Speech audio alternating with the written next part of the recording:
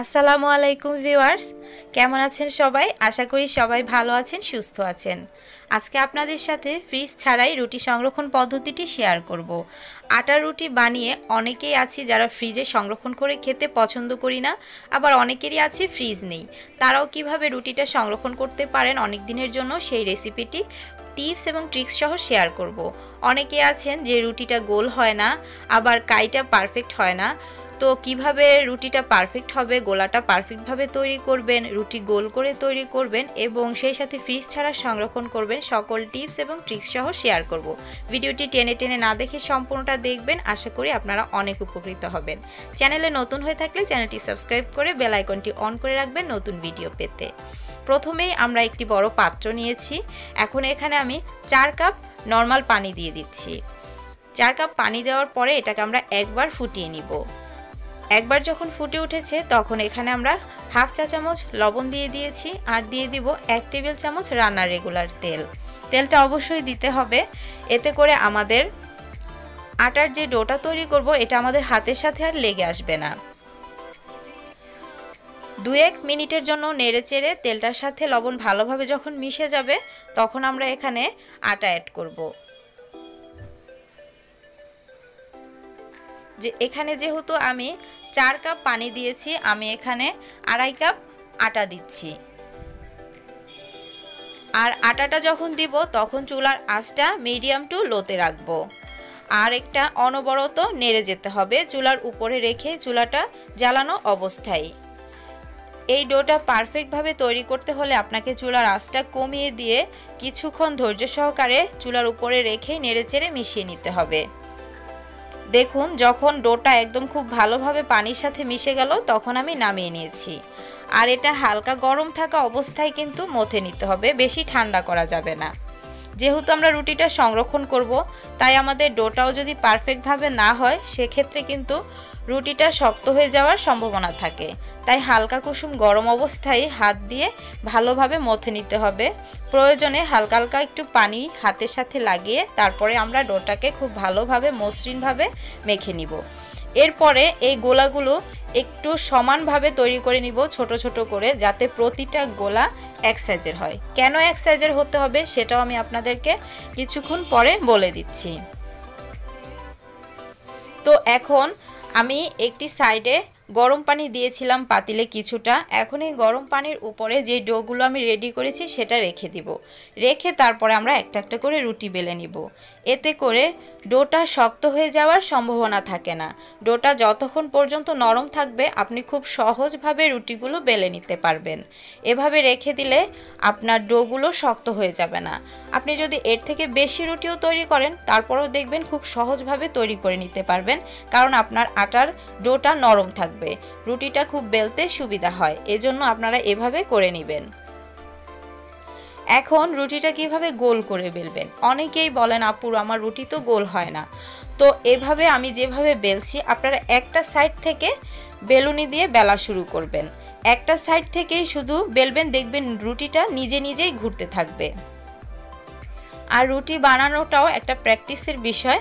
আস্তে আস্তে বানাতে বানাতে তখন আপনাদের রুটিটাও দেখবেন একদম গোল হবে। তো আমি কিন্তু একটা সাইড থেকে বেলছি আর রুটিটা কিন্তু নিজে নিজেই ঘুরছে, আপনারা হয়তো বা স্ক্রিনে দেখতে পাচ্ছেন। আপনাদের সুবিধার জন্য আমি এখান দিয়ে ভিডিওটি ফুল আপনাদের সাথে শেয়ার করছি যে কিভাবে রুটি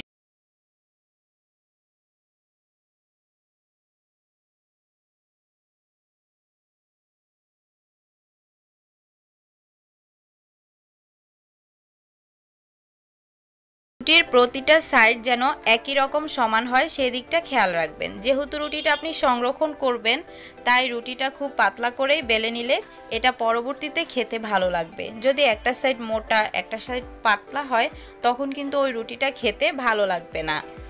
তো এই তো দেখুন, আমি আরেকটাও বেলে আপনাদেরকে দেখিয়ে দিচ্ছি। রুটির সবগুলো সাইড যেন সমান হয়, আমি বারবার বলছি এদিকটা খেয়াল রাখবেন। সংরক্ষণ পদ্ধতি যেহেতু আপনি সংরক্ষণ করবেন তাই রুটিটা পাতলা করে বেললে আপনার পরবর্তীতে খেতে ভালো লাগবে। তো এই তো আমার এখানে প্রায় 23টার মতন রুটি হয়েছে।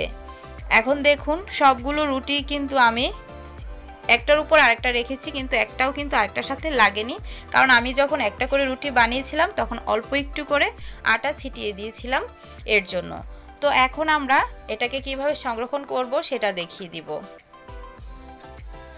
তাওয়াটাকে চুলায় বসিয়ে খুব ভালোভাবে আগে গরম করে নিতে হবে। ঠান্ডা তাওয়ায় রুটি কখনোই দিবেন না, এতে করে রুটি শক্ত হয়ে যায়।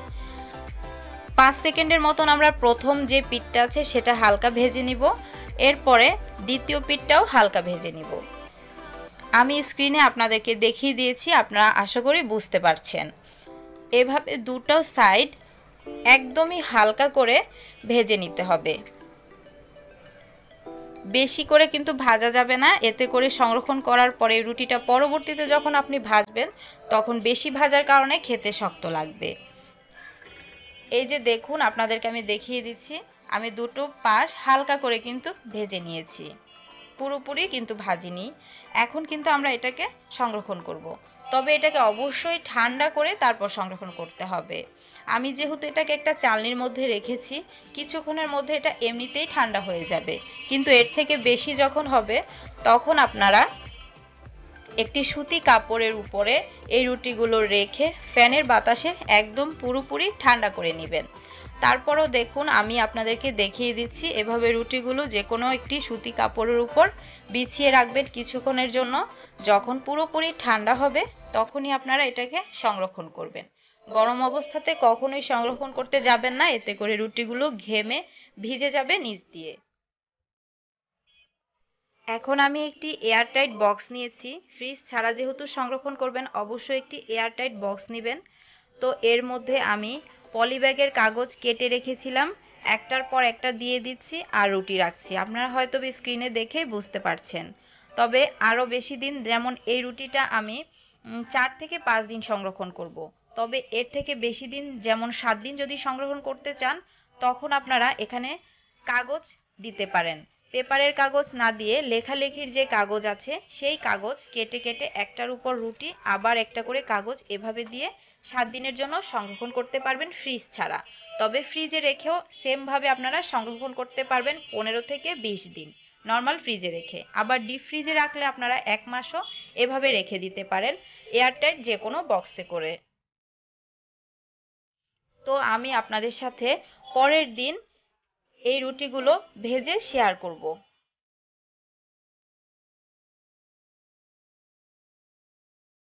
তো প্রথমে আমরা যখন রুটি ভাজবো, অনেকেই বলেন রুটি ভাজার পরে ফ্রোজেন রুটিগুলো শক্ত হয়ে যায়। তো এর জন্য আমি আপনাদের সাথে কিছু টিপস শেয়ার করব।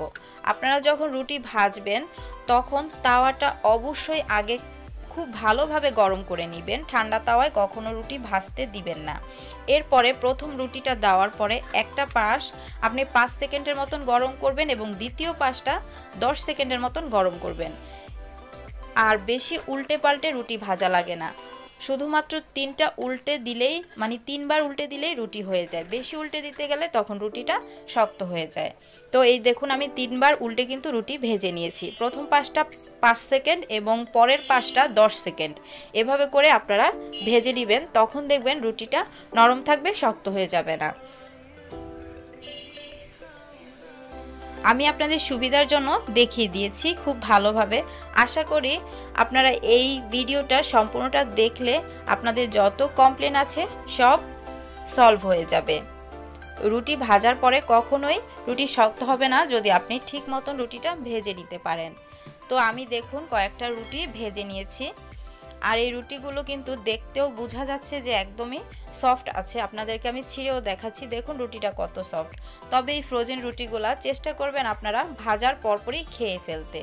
ভেজে যদি আবার রেখে দিতে চান তখন কিন্তু আর রুটিটা খেতে ভালো লাগবে না। চেষ্টা করেছি সকল টিপস এবং ট্রিক্সগুলো আমি যেভাবে তৈরি করি সেভাবে আপনাদের সাথে শেয়ার করতে।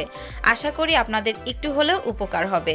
তো কেমন লাগলো অবশ্যই কমেন্ট করে জানাবেন। বেশি বেশি শেয়ার করবেন আপনাদের ফ্রেন্ডস এবং ফ্যামিলির সাথে। চ্যানেলটি সাবস্ক্রাইব করে না থাকলে অবশ্যই সাবস্ক্রাইব করে বেল আইকনটি অন করে আমার সাথে থাকবেন। নতুন ভিডিও দেখার আমন্ত্রণ জানিয়ে